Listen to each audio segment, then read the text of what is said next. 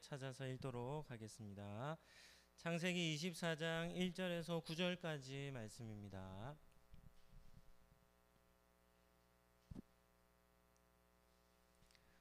창세기 24장 1절에서 9절 우리 한 절씩 교독하겠습니다. 아브라함이 나이가 많아 늙었고 여호와께서 그에게 범사에 복을 주셨더라.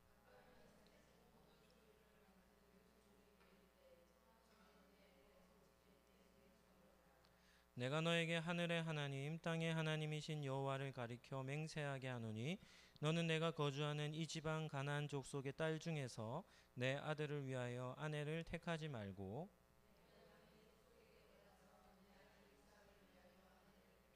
종이 이르되 여자가 나를 따라 이 땅으로 오려고 하지 아니하거든 내가 주인의 아들을 주인이 나오신 땅으로 인도하여 돌아가리까.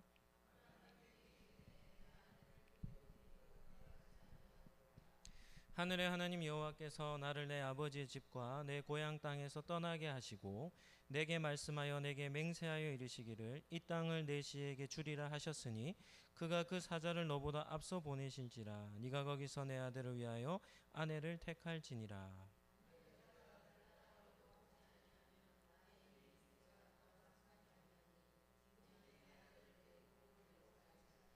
같이 읽겠습니다. 그 종이 이에 그의 주인 아브라함의 허벅지 아래에 손을 놓고 이 일에 대하여 그에게 맹세하였더라.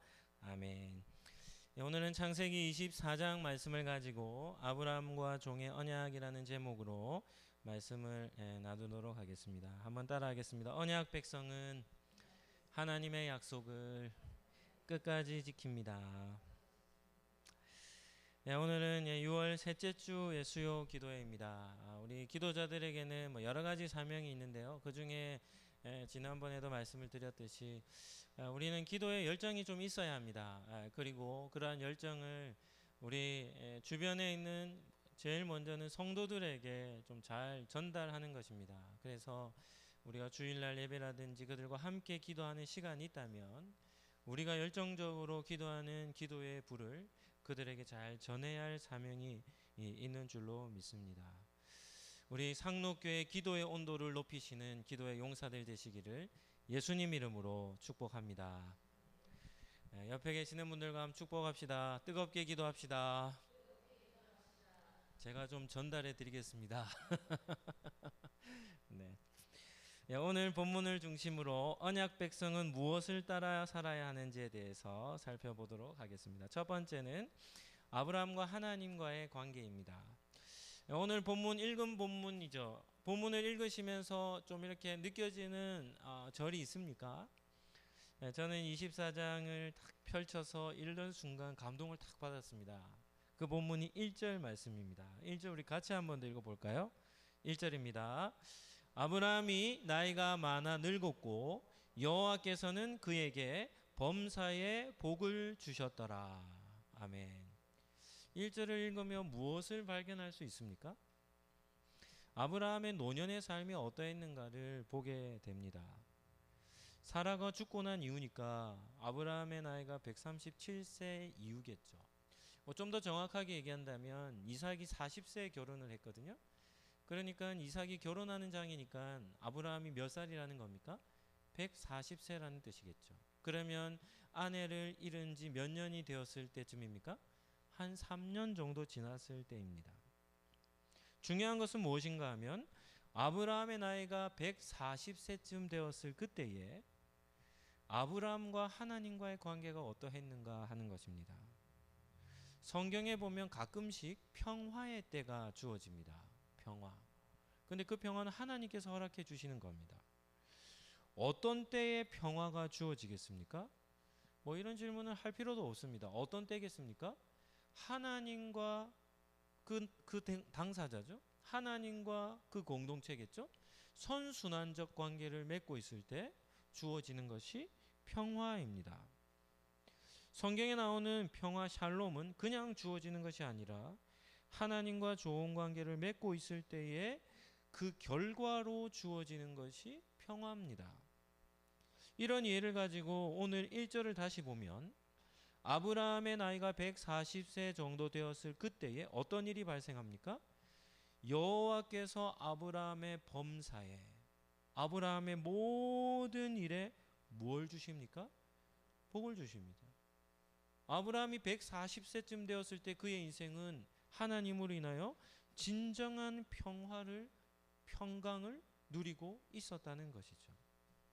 이것은 무엇을 뜻할까요? 아브라함의 노년이 하나님과 어떤 관계를요? 친밀한 관계 속에서 그런 삶을 지속하고 있었음을 보여주는 겁니다.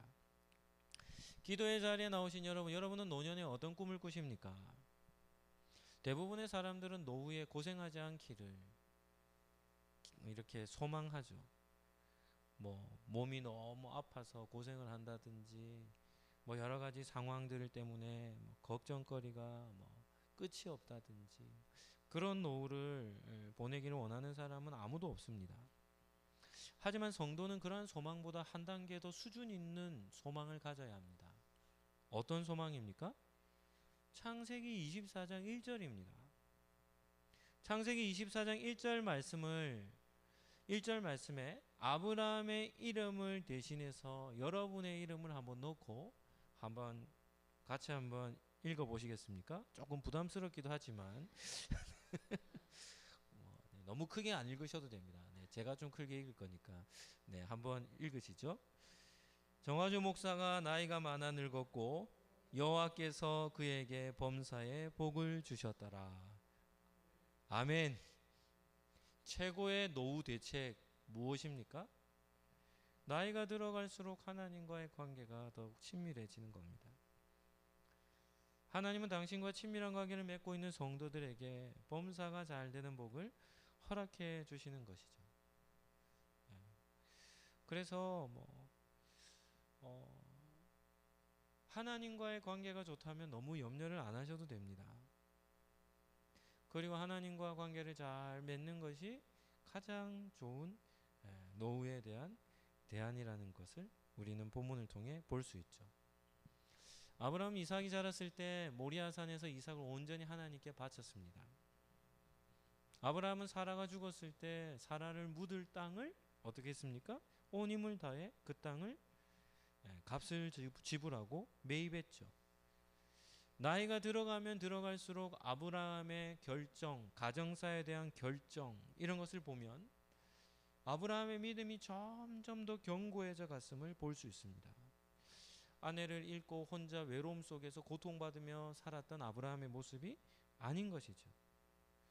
하나님과의 좋은 관계를 맺고 있었으므로 하나님께서도 그의 모든 범사에 복을 허락해 주신 것입니다. 아브라함의 노년의 삶은 모든 성도들의 그런 이상적인 삶의 모범이죠. 그래서 노후에 대한 다른 꿈을 꿀 필요가 없습니다.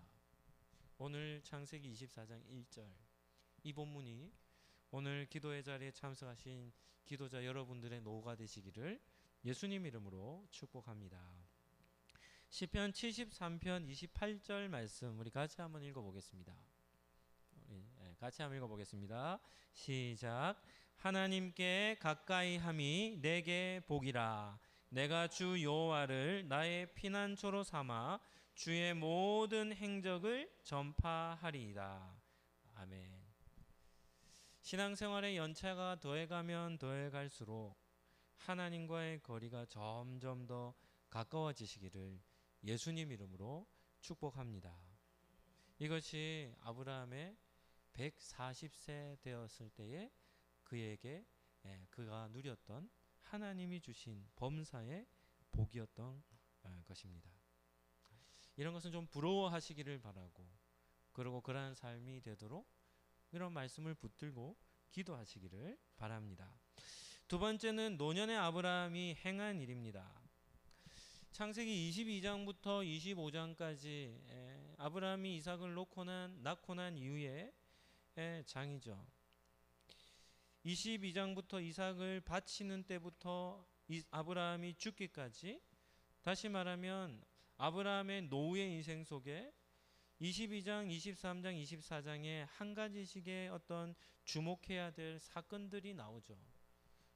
22장을 통해서는 아브라함은 나의 중심에는 하나님밖에 없습니다는 것을 보여주었고, 창세기 23장에서는 무엇을 보여줬습니까? 사라의 죽음과 더불어 하나님의 언약의 말씀을 붙들고 어떻게 합니까? 하나님의 약속의 땅을 돈을 주고 구입을 하는, 타협하지 않는, 결정적으로 그 땅을 매입하는 일에 힘을 쓰는 아브라함의 모습을 보았죠. 이러한 아브라함의 모습은 하나님의 약속의 말씀을 붙든 결과이고 또 아내를 위해 최고의 선물을 주고자 했던 그런 모습이죠. 그리고 후대들에게는 무엇까지도 제공합니까? 돌아갈 본향을 만드는 결정적인 사건이었습니다. 그러니까 23장에서 아브라함이 가나안 땅을 샀다는 것이 얼마나 중요한 일인지 모릅니다. 그런데 이와 버금갈 정도로 중요한 일이 또 한 가지가 있었는데 그것이 바로 오늘 읽은 창세기 24장의 사건입니다. 무슨 일입니까? 독자 이삭의 뭐죠? 결혼입니다. 결혼. 사라가 죽고 난 이후에 아브라함에게는 어떻습니까? 자기의 본처에게서 낳은 아들 유일한 독자죠. 그러니까 자기의 고유한 혈통으로는 이삭밖에는 없었습니다. 그리고 이삭은 너무나도 귀한 아들이지 않았습니까? 그런데 우리는 이삭에 대한 이해도 단순히 아브라함이 100세에 낳은 귀한 아들 정도로만 이해하는 것은 좀 차원이 좀 낮은 차원에서의 이해입니다. 이삭은 어떤 아들입니까? 이삭은 아브라함의 개인적 관점을 넘어서야 합니다. 이삭은 하나님의 관점, 하나님 나라의 관점, 하나님의 구속사의 관점으로 볼 때 이삭의 가치는 더욱더 빛나게 되는 것이죠. 이삭은 단순히 아브라함의 이 혈육을 통한 아들 정도가 아니었습니다. 이삭에게는 하나님의 약속이 있었습니다. 이삭은 아브라함과 맺은 하나님과 맺은 언약을 계승할 그런 아들이었던 것이죠. 그러니까 얼마나 중요한 대상입니까? 아브라함이 하나님과 맺은 언약을 계승할 아들이 이삭이었다는 말은 무슨 뜻일까요? 이 말은 무슨 말인가 하면 이삭은 아무렇게나 아무에게나 아무하고나 결혼할 수 없는 대상이라는 뜻입니다. 이삭은 아버지 아브라함의 순수한 혈통을 이어받아야 할 거룩한 사명이 있는 아들이었다는 것입니다. 이러한 이삭의 가치를 정말 감사하게도 누가 알고 있었을까요? 아브라함이 알고 있는 겁니다. 오늘 종과 아브라함의 대화를 한번 보시죠. 아브라함은 이삭의 가치를 너무나도 잘 알고 있었습니다. 이런 것들을 보면 하나님께서 아브라함의 노년에 모든 범사를 형통하게 하신 이유가 있었던 것입니다. 자신의 가정에서 일어나는 일들, 해결해야 될 문제들을 결정할 때마다 아브라함은 어떻게 합니까? 하나님의 뜻을 훤히 압니다. 그래서 그의 결정이 어떻게 되냐면 하나님을 기쁘시게밖에 할 수 없는, 하나님이 기뻐하실 수밖에 없는 일들을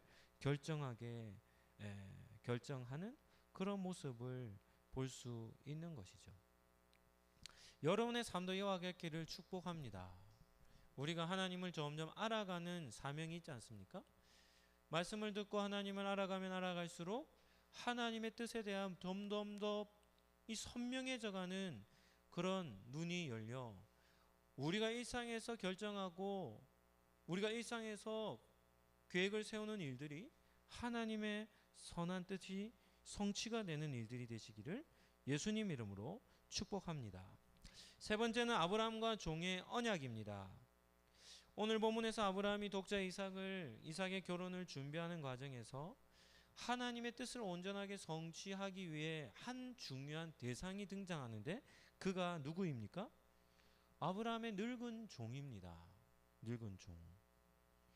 그래서 아브라함은 그와 아주 엄중한 언약을 맺는 것입니다. 첫 번째는 언약을 맺는 방법입니다. 2절을 한번 보실까요? 아브라함이 자기 집 모든 소유를 맡은 늙은 종에게 이르되 청하건대 내 허벅지 밑에 너의 손을 넣으라 이렇게 말합니다. 좀 이상한 장면이지 않습니까? 이러한 장면을 만나면 신학자들은 막 혼란스러워합니다. 이 무슨 행동인가? 아브라함이 지금 늙은 종의 손을 어디다 넣으라 합니까? 자기 허벅지 밑에 넣으라는 것이죠. 이런 것은 뭐 우리의 상식 아니면 우리의 문화적인 이해로는 좀 해석하기 좀 어려운 그런 내용이죠. 그래서 대부분의 신학자들은 허벅지를 그냥 허벅지가 아니라 뭐 남자의 어떤 뭐 사타구니 뭐 이렇게 보는 겁니다. 그래서 손을 거기 밑에 넣으라는 말은 무슨 뜻이겠습니까? 뭐 남자 대 남자로 아주 엄중한 서약을 뜻하는 것이 아니겠습니까? 그 정도 이해하면 되는 것이죠. 그러면 24장 2절에 나오는 늙은 종은 누구이겠습니까? 창세기 15장에 보면 아브라함이 장막 속에서 심각하게 고민합니다. 자기에게 후손이 없어서요. 그래서 하나님이 걱정하는 아브라함에게 말씀할 때 아브라함이 뭐라고 대답합니까? 저의 상속자는 제 집에서 길리운 엘리에셀입니다. 이렇게 대답하죠. 창세기 15장은 아브라함이 75세에 12장에서 75세의 부름을 받고 16장에 보면 아브라함이 85세쯤 되거든요. 그러니까 75세에서 85세 사이에 일어났던 사건입니다. 15장이. 그러니까 뭐 대충 잡아 한 80세 정도로 보죠. 그러면 15장이 80세 정도에 일어났던 사건이라면 창세기 지금 읽은 24장은 몇 세에 일어난 사건이라고요? 아브라함이 140세에 일어난 사건입니다. 그럼 몇 년 전 일입니까? 60년 전 일이죠. 그러니까 60년 전에 엘리에셀입니다. 아브라함이 140세예요. 그러면 그 집에서 길리온 엘리에셀도 나이가 어떻게 됩니까? 60세가 든 겁니다. 그러니까 여기에 나오는 늙은 종의 이름은 나오지 않지만 아마도 이 늙은 종은 아브라함이 자신의 모든 소유를 줄 상속자로 여겼던 엘리에셀이라 이렇게 이해하는 것은 뭐 잘못되지 않았다고 보는 것이죠. 아브라함만 나이가 많았던 것이 아니라 엘리에셀 역시도 나이가 많았던 것이죠. 그러니까 주인을 늘 가까이 지켜봤던 엘리에셀이 아니겠습니까? 평생을 지켜봤던 엘리에셀이죠. 그런데 지금 주인 아브라함이 어떻습니까? 자기와 아주 이렇게 신중한 그런 언약을 체결하며 자신에게 간곡하게 부탁을 하고 있는 겁니다. 그리고 자기 허벅지 밑에까지 손을 놓고 맹세를 하라 하는 것이죠. 두 번째는 맹세하는 대상입니다. 3절을 한번 보실까요? 내가 너에게 하늘의 하나님 땅의 하나님이신 여호와를 가리켜 맹세하게 한다는 겁니다. 누가 맹세하는 겁니까? 아브라함이 맹세한다는 겁니까? 종이 맹세한다는 겁니까?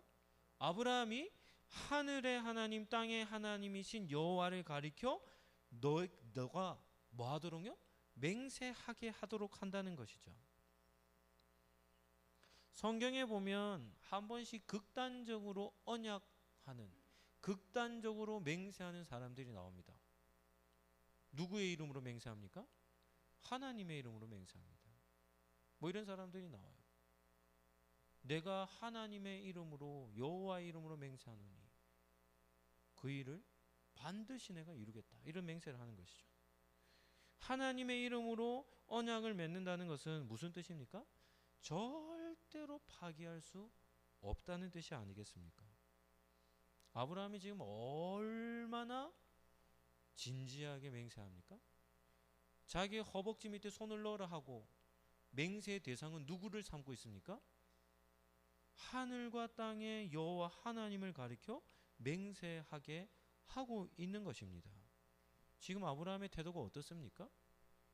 늙은 종과 정말 반드시 나와 맺은 언약을 지켜달라는 그런 맹세를 언약을 체결하고 있는 것이죠. 어떠한 일이 있어도 반드시 지켜야만 한다는 것을 강조하고 있는 겁니다. 우리는 여기에서도 우리는 아브라함의 모습을 잘 이해해야 합니다. 아브라함은 23장, 24장에 타협하지 않는 영역이 있었습니다. 아무리 설득을 해도 아브라함이 설득 안 당해요. 그리고 끝까지 포기하지 않고 고집하는 부분들이 있었습니다. 23장에는 뭐였습니까? 땅의 문제였습니다. 해쪽 속 사람들이 다 뭐라 했습니까? 그냥 주겠다는 겁니다. 그 땅의 주인인 에브론도 어떻게 합니까? 그냥 주겠다는 겁니다. 하나님의 지도자, 하나님의 방백인 당신에게 우리가 그냥 주겠다는 겁니다. 그런데 아브라함은 결코 자기 뜻을 굽히지 않습니다. 포기하지 않습니다. 그리고는 어떻게 하는 겁니까? 내가 반드시 값을 지불하고 그 땅을 사겠다는 거예요. 왜 그렇게 행동합니까? 하나님께서 이 땅을 누구에게요? 아브라함과 그의 후손에게 뭐 하겠다고요? 주겠다고 약속했기 때문입니다. 하나님의 언약과 관련된 부분에서는 아브라함이 어떻게 합니까? 포기를 모릅니다. 포기를 모릅니다. 그런데 오늘 24장에서도 노종과 언약을 맺는 이 장면에서도 아브라함 뭐 하고 있냐면 목숨 걸고 약속하고 있습니다. 무슨 문제를 가지고요? 이삭의 결혼의 문제를 가지고, 이삭의 배우자를 선택하는 문제를 가지고 어떻게까지 합니까? 자기의 허벅지 사타구니 밑에 손을 넣게 하고 가장 높으신 하나님의 이름으로 그 종에게 맹세시키는 겁니다. 반드시 너는 나와 맺은 언약을 뭐 해야 된다는 겁니까? 지켜야 한다는 겁니다. 포기하지 않는 것이죠. 목숨 걸고 있는 겁니다. 도대체 이 일이 무슨 의미가 있길래 아브라함이 이렇게까지 극단적으로 행동을 하는가 하는 것이죠. 아브라함이 이삭의 배우자를 선정하는 것은 하나님 나라의 관점, 구속사적인 관점에서 보면 너무나도 중요한 일이었기 때문입니다. 이 아브라함의 영성이에요. 아브라함의 통찰력입니다. 아브라함의 노년에 그가 행하는 일들, 그가 끝까지 목숨 걸고 지키려고 했던 부분들이 다 무엇과 관련되냐면 하나님과 아브라함이 맺은 언약과 관련되어져 있는 것이죠. 그 일이면 어떻게 합니까? 아브라함이 어떻게 합니까? 양보하지 않는 겁니다. 오늘 기도의 자리에 나오신 여러분들은 어떤 일에 목숨을 거십니까? 어떤 일에 포기하지 않으십니까? 뭐 이런 사람도 있어요. 먹는 거 포기 못하는 사람들. 요즘 막 먹는 거 포기 못해. 조금만 막 맛없으면 막 하루에 모든 일정을 막. 어떤 사람들은 쉬는 것을 포기하지 못하는 사람들.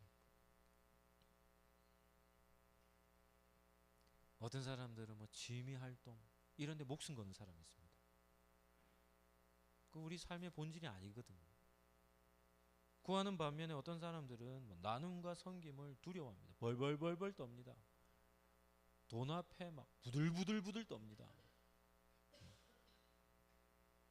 무언가 조금 더 헌신을 요구할까봐 벌벌벌벌 거리는 겁니다. 이러한 반응들은 다 믿음의 연약함을 보여주는 것이 아니겠습니까? 성도가 진정 힘써야 할 일이 있다면 어떤 일이겠습니까? 그 하나님과 관련된 일입니다. 하나님과 관련된 일. 주의 몸된 교회와 또 성도들을 사랑하는 이런 일들, 우리가 정말 힘써야 할 일이죠. 요즘 새벽기도 때 마태복음 18장 살펴보고 있는데 마태복음 18장 참 좋습니다. 한 영혼에 대한 예수님의 가르침을 마태복음 18장 한 장이 그냥 꽉 채워져 있습니다. 꽉. 그런 것들을 말씀을 들으면 예수님의 사역의 중심이 무엇이고 우리가 정말 힘써야 할 일들이 무엇인지를 보게 되는 것이죠. 아브라함과 같이 하나님과 관련되어진, 하나님과 나와 관련되어진, 하나님의 말씀과 약속과 관련되어진 일이 있다면 그런 일은 포기를 모르는 성도님들 되시기를 예수님 이름으로 축복합니다. 세 번째는 언약의 내용입니다. 아브라함이 노종 엘리에셀에게 요구한 것은 크게 두 가지입니다. 첫 번째는 내 고향 내 족속에게로 가서 누구를 데려오라는 겁니까? 이삭의 아내가 될 사람을 데려오라는 겁니다. 3절 4절 말씀을 보실까요? 내가 너에게 하늘의 하나님 땅의 하나님이신 여호와를 가리켜 맹세하게 하노니 너는 내가 거주하는 이 지방 가나안 족속의 딸 중에서 내 아들을 위하여 누구를요? 아내를 택하지 말고 내 고향 내 족속에게로 가서 내 아들 이삭을 위하여 아내를 택하라는 것이죠. 아브라함은 자신의 종에게 가나안 족속 딸 절대 안 된다고 합니다. 이 땅의 족속들은 절대 안 된다. 어떻게 해석해야 되겠습니까? 아브라함이 왜 그렇게까지 얘기할까요? 왜 여기에 머물러 있는 가나안 족속들 딸들은 내 아들의 배우자감이 아니다라고 얘기할까요? 뭐 이런 신학자들 대부분 이런 부분 이렇게 해석합니다. 가나안 땅은 우상 숭배자들이 있는 땅이니까요. 그러니까 뭐 자신의 아들과 하나님의 언약의 아들인 이삭과 배우자감이 아니라는 것이죠. 뭐 충분히 설득력 있어 보입니다. 그런데 저는 한 가지 의문이 딱 드는 겁니다. 그런 해석을 딱 볼 때면 어떤 의문인가 하면, 그러면 아브라함의 고향 친족은 어떤 사람들이겠습니까? 성경 구절 한 절 보시죠. 여호수아 24장 2절 말씀입니다. 여호수아 24장 2절 말씀. 제가 읽어드릴 때 한번 들어보십시오. 여호수아가 모든 백성에게 말합니다. 이스라엘 하나님 여호와께서 이같이 말씀하시기를 옛적에 너희의 조상들 곧 아브라함의 아버지 나홀의 아버지 데라가 강 저쪽에서 거주하여, 같이 한번 읽어볼까요? 다른 신들을 섬겼으나, 아브라함의 선대죠, 아버지죠, 데라 때까지도 누구를 섬긴 겁니까? 다른 신들을 섬기는 겁니다. 다른 신들을 섬기는 겁니다. 그런 다른 신들을 섬기는 땅, 친족, 형제들 속에서 누구를 빼내신 겁니까? 아브라함을 빼내셔서 하나님은 약속의 땅으로 아브라함을 인도하셨습니다. 그러면 아브라함이 사는 자기의 고향의 친족들, 하나님을 아는 사람들이었을까요? 모르는 사람들이었을까요? 그들 역시도 우상을 섬기는 사람들이 아니었겠습니까? 그렇다면 질문을 하나 해야죠. 그럼에도 불구하고 왜 아브라함은 자신의 고향 친족에게로 가서 자기의 혈통, 육신의 혈통을 지닌 그들에게서 이삭의 아내를 선택해 오라 했겠습니까? 이유는 한 가지입니다. 이유는 무엇인가 하면 아브라함의 순수한 혈통을 보존하기 위해서입니다. 가나안 땅 백성들은 자기의 혈통이 아니에요. 자기의 혈통이 아니죠. 하나님과 맺은 언약은 아브라함의 순수한 혈통을 이어야 할 가치가 있음을 아브라함이 안 겁니다. 아브라함이 살았던 이 갈대 우르라는 지역은 먼 곳입니다. 그런데 이 노종을 그 먼 여정으로 보내 그곳에서 아내를 데려오라는 것이죠. 그런데 만약에 종이 가다가 힘들어가지고 그냥 중간에 가는 길에 그냥 중간쯤에서 아무나 여자를 데려오면 안 되지 않습니까?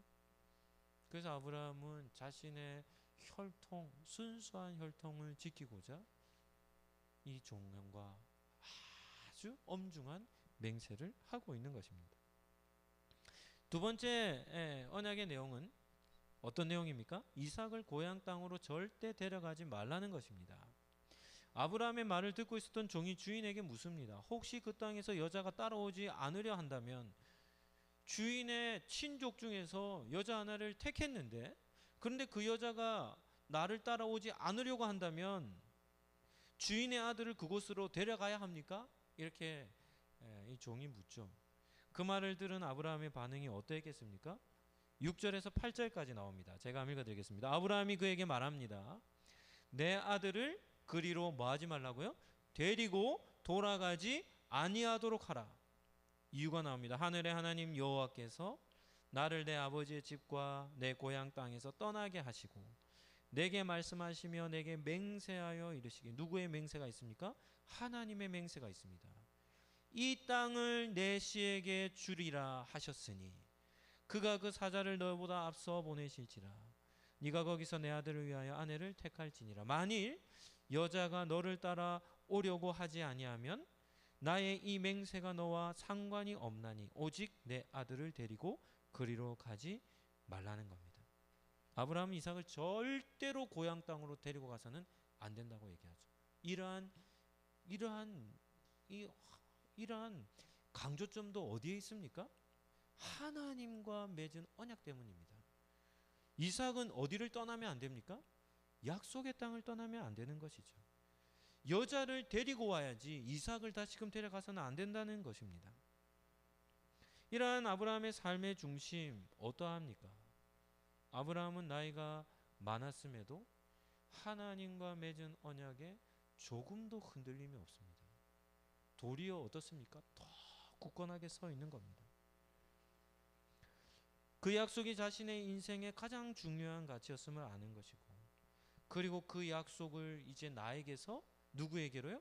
아들에게로 물려주어야 할 이 중요한 때에 아브라함은 그 약속을 신실하게 순결하게 아들에게 넘겨주고자 힘을 쓰고 있는 것이죠. 오늘 기도의 자리에 나오신 우리 여러분들도 중요한 일을 결정할 때마다 하나님의 뜻을 쫓아 그런 일들을 결정하시며 말씀을 따라 순종하며 나아가시기를 예수님 이름으로 축복합니다. 그리고 오늘 마지막 네 번째는 하나님의 손길을 붙드는 아브라함을 볼 수 있습니다. 오늘 본문의 핵심절은 7절입니다. 아브라함이 그 종에게 노종에게 이렇게 말합니다. 그가 그 사자를 너보다 어떻게 보낸다고요? 앞서 보내실지라. 야, 놀랍지 않습니까? 아브라함은 뭘 보죠? 아브라함은 지금 무엇을 보고 있습니까? 지금 아브라함은 이삭 자기 아들의 아내를 구하는 일에 자기 친족 고향 땅으로 종을 보내는데, 이 보내는 이 결정과 이 계획에 누가요? 하나님께서 적극적으로 개입하실 것을 보고 있는 겁니다. 한번 보시죠. 아브라함은 하나님의 행하시는 모습을 보고 있습니다. 그래서 노종에게 뭐라고 얘기합니까? 하나님께서 그 사자를 너보다 앞서 보내시고, 하나님이 행하심을 보고, 하나님의 행하심 보입니까? 안 보입니까? 보이지 않습니다. 그런데 성경에 보면요, 하나님의 행하심을 보는 사람들이 있어요. 뭐 루키 같은 데도 보면 나오미가 그런 사람입니다. 나오미가 영적인 통찰이 대단한 여인입니다. 그런데 아브라함도 그와 같죠. 창세기 20장에 보면 그랄 땅에 갔을 때 아브라함의 아내를 그랄 왕 아비멜렉이 데려갑니다. 빼앗아 가죠. 뭐 동생이랬으니까 데려갑니다. 그랬는데 하나님이 그랄 왕 아비멜렉에게 아브라함을 어떻게 소개합니까? 이렇게 소개합니다. 아브라함은 뭐라고요? 선지자라, 이렇게 얘기합니다. 아브라함은 선지자라. 그래서 너가 아브라함의 기도를 받아야지만 내가 너에게 내린 저주를 어떻게 해요? 풀어주겠다는 겁니다. 하나님은 아브라함을 선지자라고 얘기합니다. 선지자 맞습니까? 아닙니까? 아브라함은 노년에 하나님의 행하시는 보이지 않는 손길을 아브라함은 보고 있습니다.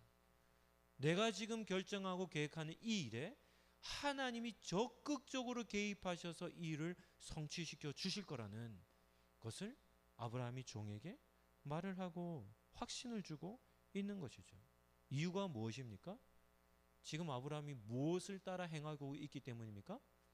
하나님과 맺은 언약을 따라 행하기 때문입니다. 하나님은 어떤 분이십니까? 약속하신 바를 지키십니다. 그래서 성경은 뭐라고 얘기하죠? 미쁘신 하나님이랍니다. 신실하신 하나님이랍니다. 신실하신. 문제는 누구입니까? 문제는 우리입니다. 네. 우리가 불성실해서 그렇지 하나님은 아무런 문제가 되지 않죠. 그런데 우리가 만약에 하나님의 언약을 따라 행하고자 한다면 하나님은 어떻게 행하십니까? 우리 앞서 행하신다는 것, 적극적인 도우심이 따른다는 것이죠. 이 아브라함의 노년의 때의 영성입니다. 이삭의 아내를 정하고자 하는 이 계획이 하나님의 마음에 흡족한 것이었기에 하나님께서 가만히 계시지 아니하실 것이라는 사실을 아브라함은 다 아는 겁니다. 우리가 다음 이제 살펴보겠지만 아브라함의 이 노종에게 한 이 예언이 성취가 됩니까? 성취 안 됩니까? 정확하게 성취되는 겁니다. 보시죠. 아브라함은 하나님이 어떻게 행하실지를 뭐 하는 겁니까? 예측하는 겁니다. 영적인 수가 있는 거예요. 노년의 아브라함입니다. 노년의 아브라함. 그래서 순적하게 그 일이 진행될 것을 아브라함이 먼저 예견을 한 것입니다. 말씀을 정리하도록 하겠습니다. 아브라함의 삶이 모든 성도에게 기감이 되는 이유가 무엇입니까? 그는 나이가 들어갈수록 누구와요? 하나님과 더 친밀했습니다.